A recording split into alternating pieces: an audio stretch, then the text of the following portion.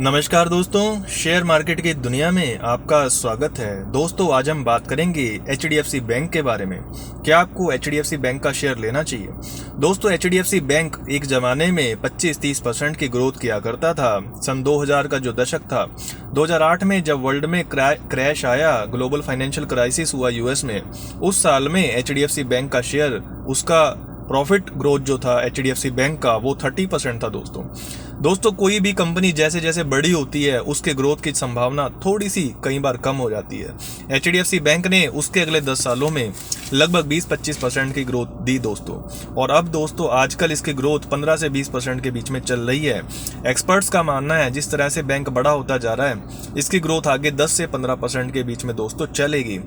तो दोस्तों अगर ग्रोथ की बात की जाए तो HDFC बैंक की ग्रोथ धीरे धीरे टाइम के साथ कम हो रही है, लेकिन उसके बावजूद भी बैंकिंग सेक्टर जिस तरह से स्ट्रेटेजिक है देश की इकोनॉमी के लिए, कोई भी ये नहीं कह सकता कि इसकी ग्रोथ दोस्तों 12-13% से कम चली जाएगी, क्योंकि इतनी दोस्तों देश की नॉमिनल GDP की ग्रोथ है। और GDP तभी ग्रो करेगी जब फाइनेंशियल सिस्टम होगा दोस्तों। हर तरह के बिजनेस को लोन की जरूरत पड़ती ही है। तो इस तरीके से लोन का जब तक डिमांड रहेगी लोन की, तब तक दोस्तों बैंकिंग सिस्टम ग्रो करेगा, और वो एटलीस्ट नॉमिनल GDP जो कि 11-12% है उतना तो ग्रो करेगा।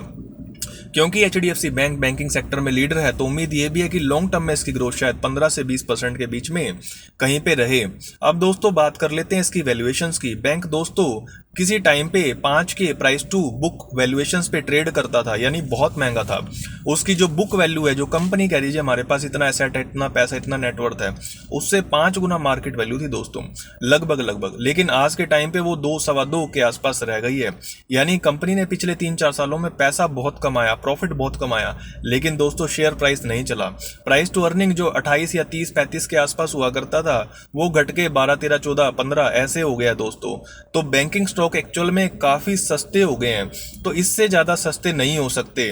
काफी सारे लगभग 80-90% एक्सपर्ट, जिसमें कि आपके सारे के सारे फंड हाउस लगभग कुछों को छोड़ के ही ये कह रहे हैं कि भैया HDFC बैंक या banking sector as a whole या प्राइवेट बैंक्स दोस्तों आगे आने वाले टाइम में अच्छा करेंगे, क्योंकि यही एक ऐसा सेक्टर है, यही एक ऐसी जगह है जहां पे वैल्यूएशंस अपने 10 ईयर जो उनका एवरेज होता है उससे सस्ते पे मिल रही हैं, और ग्रोथ भी 10-15% मिल रही है दोस्तों। आज के टाइम पे ऐसे भी शेयर्स है जहां पे ग्रोथ 10-15% भी नहीं है, लेकिन वो भी शेयर्स भाग रहे हैं, क्योंकि उनको रिटेल इन्वेस्टर चेज कर रहा है। कोई ना कोई मोमेंटम वाला बंदा है जो बस मोमेंटम पे खेलता है, तो उसको कोई मतलब नहीं होता प्रॉफिट ग्रोथ आ रही है या नहीं आ रही है।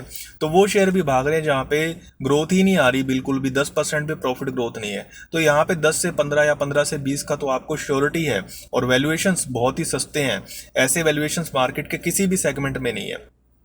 तो मेरी एडवाइस तो दोस्तों ये है कि HDFC बैंक हो या बाकी प्राइवेट बैंक्स, भैया आपको जरूर इन्वेस्ट करना चाहिए, स्पेशली अगर आप एक ग्रोथ एट रीजनेबल प्राइस वाले इन्वेस्टर हो। ग्रोथ एट रीजनेबल प्राइस वाला बंदा होता है जो वैल्यूएशंस भी देखता है, और उसको थोड़ी बहुत तो ग्रोथ भी चाहिए, इतनी तो चाहिए जितनी नॉमिनल GDP दोस्तों ग्रो कर रही है। धन्यवाद।